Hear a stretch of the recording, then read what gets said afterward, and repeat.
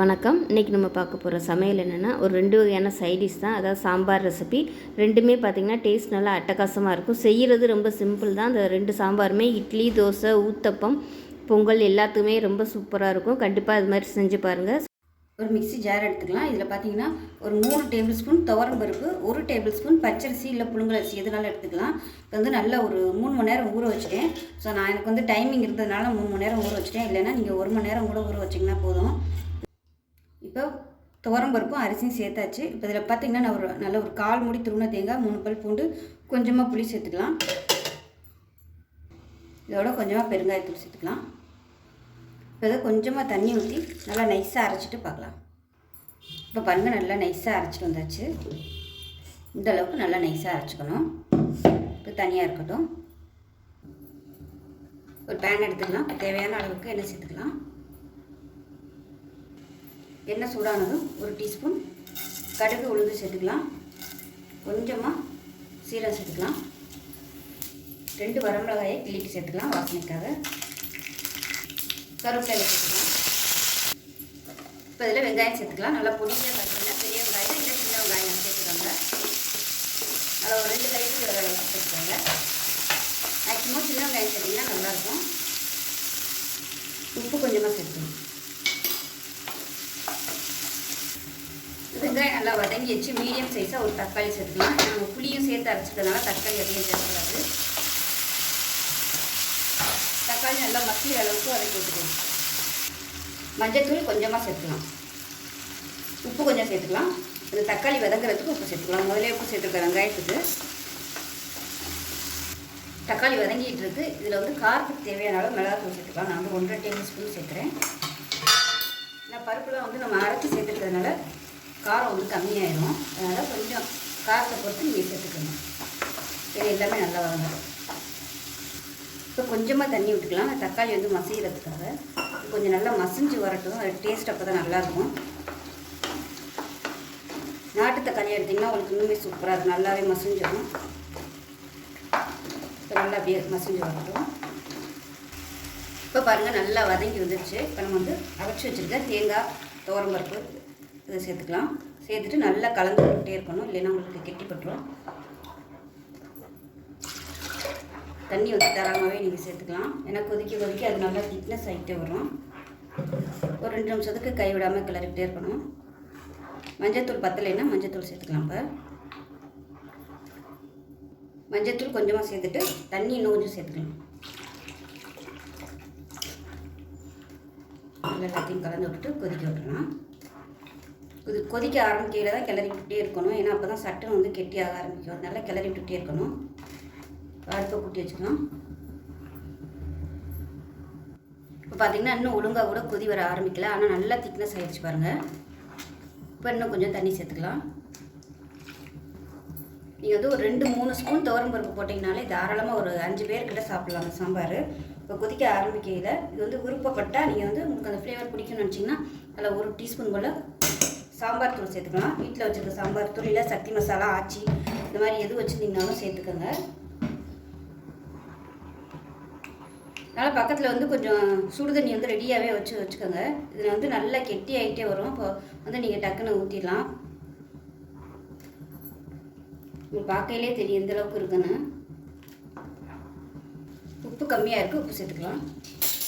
Taste பண்ணி பார்த்துக்கோங்க. கொதிக்கையில் ஒருவேளை உங்களுக்கு புளிப்பு டேஸ்ட்டெல்லாம் பத்தலைன்னா நீங்கள் வந்து கொஞ்சமாக புளி தண்ணி வந்து கரைச்சிட்டு கூட நீங்கள் சேர்த்துக்கலாம்.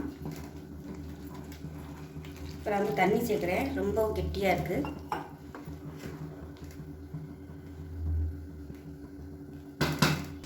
இப்போ பாருங்கள், சாம்பார் நல்லா கொதிக்க ஆரம்பிச்சு. இப்போ அமர்த்திடலாம். அமர்த்திட்டு மேலாப்பில் கொத்தமல்லியில் சேர்த்துக்கலாம். ஸோ டேஸ்ட்டு பார்த்திங்கன்னா சூப்பராக இருக்கும். டக்குன்னு பண்ணிடலாங்க சாம்பார். ஊற வைக்கிற டைமிங் மட்டும்தான். ரொம்ப ஈஸியாக பண்ணிடலாம். நிமிஷத்தில் முடிஞ்சிடும். பருப்பு வேக விட்டு அதை ஆறி அதுக்கப்புறமா நம்ம ப்ரிப்ரேஷன் ஸ்டார்ட் பண்ணுறதுல இது வந்து ரொம்ப ஈஸியாக இருக்கும் செய்கிறது. ரோட்டு கடையெல்லாம் பார்த்திங்கன்னா அந்த மாதிரி தான் செய்வாங்க. இது வந்து ஒரு கமர்ஷியல் சாம்பார்னு கூட சொல்லலாம். டேஸ்ட் நல்லா அட்டகாசமாக இருக்கும். ஸோ இது மாதிரி செஞ்சு பாருங்கள். செஞ்சு பார்த்துட்டு எப்படி வந்துச்சுங்கிறத சொல்லுங்கள். வீடியோ பிடிச்சிச்சின்னா லைக் பண்ணுங்கள், கமெண்ட் பண்ணுங்கள், சேனலை சப்ஸ்கிரைப் பண்ணுங்கள், பக்கத்தில் உள்ள பெல் பட்டனை ப்ரெஸ் பண்ணுங்கள். நன்றி. இப்போ ஒரு குக்கர் எடுத்துக்கலாம். இதில் பார்த்திங்கன்னா மீடியம் சைஸாக ஒரு 4 தக்காளி சேர்த்துருக்கேன். இதோட ஒரு 15 சின்ன வெங்காயம் சேர்த்துக்கலாம். முழுசாகவே சேர்த்துக்கோங்க. அதே மாதிரி ஒரு 10 பல் பூண்டு சேர்த்துக்கலாம். 2 டேபிள் ஸ்பூன் பாசிப்பருப்பு நல்லா கழுவிட்டு தண்ணியில் ஊற வச்சுருக்கேன். ஒரு 10 நிமிஷம் அந்த தண்ணியோடு சேர்த்துக்கலாம். இப்போ இதில் 1 டேபிள் ஸ்பூன் சாம்பார் தூள் சேர்த்துக்கலாம். 1/2 டேபிள் ஸ்பூன் மிளகாத்தூள் சேர்த்துக்கலாம். கொஞ்சமாக மஞ்சள் தூள் சேர்த்துக்கலாம். இப்போ தேவையான அளவுக்கு தண்ணி சேர்த்துக்கலாம். சும்மா ஒரு 2 டம்ளர் அளவுக்கு தண்ணி ஊற்றினா போதும். உப்பு சேர்த்துக்கலாம். கல் உப்பு கொஞ்சம் மூடி வச்சிடலாம். மூடி விட்டு நல்லா ஒரு 4 விசில் விட்டுட்டு ஸ்டீம் போனதுக்கப்புறம் பார்க்கலாம். இப்போ நல்லா ஸ்டீம் போயிடுச்சு. எப்படி இருக்குன்னு பார்க்கலாம். இப்போ இதை வந்து நல்லா மசிச்சு விட்டுக்கலாம். எல்லாத்தையுமே மத்து வச்சுனா கூட நீங்கள் மத்து வச்சு மசிச்சு விட்டுக்கோங்க. பிளெண்டர் இருந்துச்சுன்னா அதில் ஒரு சுற்றினீங்கன்னா உங்களுக்கு எல்லாமே நல்லா அப்படியே மேஷ் ஆகிடும். இப்போ பாருங்கள் நல்லா மசிச்சாச்சு. இந்த அளவுக்கு நல்லா மசிச்சு விட்டுக்கோங்க. இப்போ தனியாக இருக்கட்டும். ஒரு பேன் எடுத்துக்கலாம். இப்போ தேவையான அளவுக்கு எண்ணெய் சேர்த்துக்கலாம். எண்ணெய் சூடானதும் கடுகு சேர்த்துக்கலாம். அதோட கொஞ்சமாக சோம்பு சேர்த்துக்கோங்க. நல்லாயிருக்கும் தக்காளி கடையலுக்கு. கருவேப்பிலை சேர்த்துக்கலாம். இப்போ இது கூடவே ஒரு சின்ன துண்டை 2 பட்டை சேர்த்துக்கலாம். இது வந்து நல்ல ஒரு ஃப்ளேவர் கொடுக்கும். ரொம்ப சேர்க்க வேணாம். இப்போ ஒரு கைப்பிடி அளவுக்கு பெரிய வெங்காயம் கட் பண்ணி சேர்த்துக்கலாம். சின்ன வெங்காயம் இருந்தாலும் நீங்கள் சேர்த்துக்கலாம். இந்த வெங்காயம் நல்லா வதங்கட்டும்.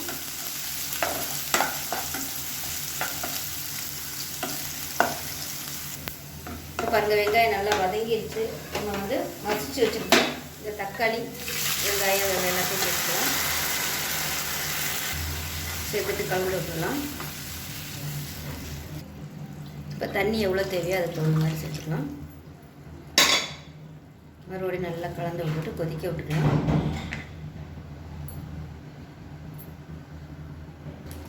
இப்போ இது கொதிச்சுட்ருக்கு. வந்து காரம் பத்தாத மாதிரி இருக்குது எனக்கு. அதனால் கொஞ்சமாக மிளகாத்தூள் சேர்த்துக்கிறேன்.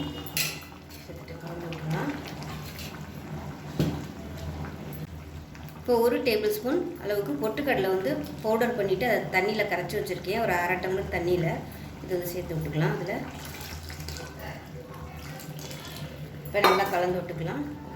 கலந்து விட்டுட்டு நல்லா கொதிக்க விட்டு இறக்கிக்கலாம். பச்சை வாசனை போக கொதிக்கணும். நல்லா கொதிக்கட்டும். உப்பு வந்து முதலே போட்டிருக்கு. பத்தலைன்னா உப்பு சேர்த்துக்கோங்க. மூடி வச்சிடலாம். நல்லா கொதிச்சு வரட்டும். இப்போ எப்படி இருக்குன்னு பார்க்கலாம். பாருங்கள் நல்லா அப்படியே கொதிச்சு சூப்பராக நல்லா வாசனை வருது. அவ்வளோதான், அமர்த்திடலாம். கொத்தமல்லி இருந்துச்சுன்னா நல்லா நிறைய கொத்தமல்லியில் வந்து பொடியாக கட் பண்ணிவிட்டு சேர்த்துக்கோங்க. இப்போ அமர்த்திடலாம். இட்லி, தோசை, ஊத்தப்பம், பொங்கலுக்கெலாம் கூட நீங்கள் இந்த மாதிரி செஞ்சு சாப்பிட்டிங்கன்னா சூப்பராக இருக்கும். ஸோ கண்டிப்பாக செஞ்சு பாருங்கள். டேஸ்ட் நல்லா அட்டகாசமாக இருக்கும். செஞ்சு பார்த்துட்டு எப்படி வந்துச்சுங்கிறத சொல்லுங்கள்.